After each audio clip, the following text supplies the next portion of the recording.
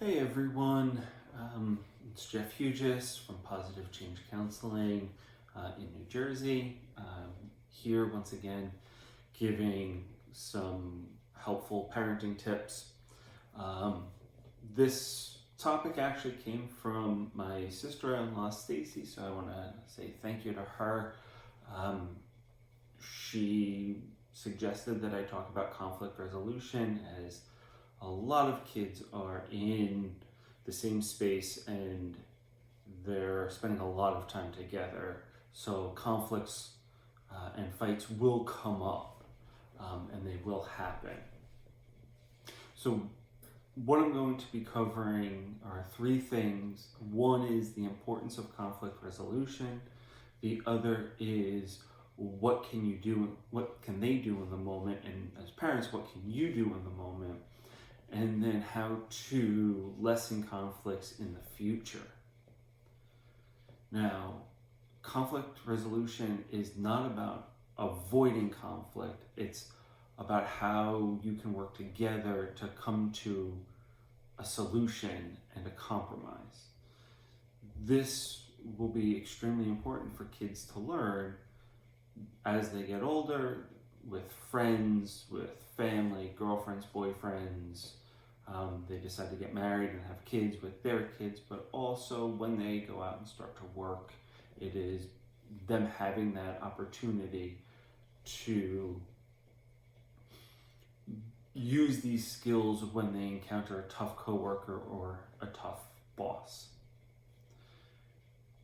So the first thing is, it is understanding that it is okay to be angry and upset. Anger is not necessarily a bad emotion,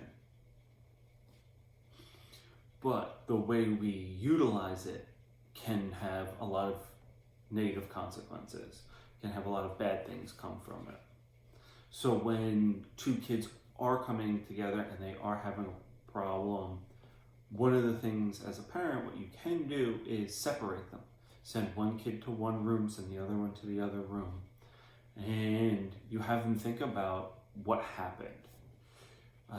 Also, you have them count to 10 and do some breathing techniques, because the goal here is to get the kids to calm down, and to lessen their anger, so that when you bring them back together to discuss what happened, they are not coming from a place of anger. So when you have them think about what they did, what happened, it is having them think about what made them angry and their reaction, and then it is helping them come to what they could have done differently in that situation. So when they come back together, because you want them to come back together, because there needs to be that resolution, you can pull out a feelings chart, which is very easy to find. You can just go on Google and do feelings chart, and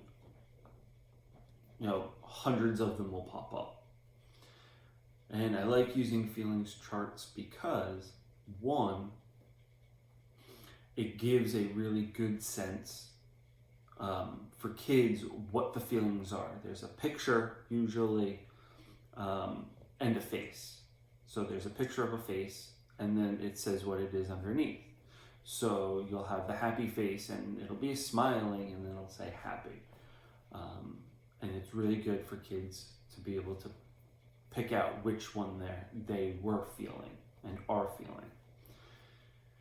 And when you start having kids talking about how they're feeling and what happened, it is important to have them use I statements.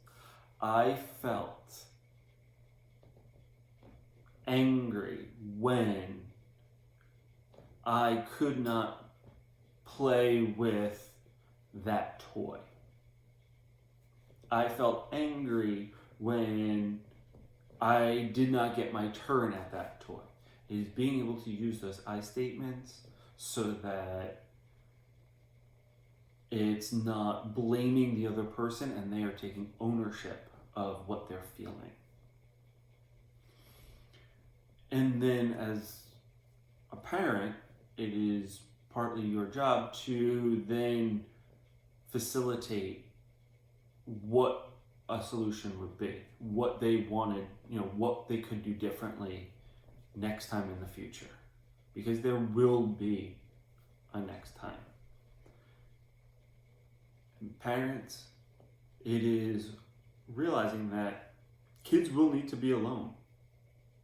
So allow them to have that alone time to reduce their own frustrations. So if they want to be alone in their room, give them that opportunity. Also, it is extremely important, especially in these times, to really make a focus on spending individual time with each kid. I know it can be difficult, especially in the close quarters, but it is important that they feel that they are still an individual and that you see them as an individual. I hope this has been very helpful. Once again, please stay safe and healthy. And once again, if there are any topics that you'd like me to cover, please leave them in the comment section. Stay happy, stay healthy. And until next week, I'll be back again next week.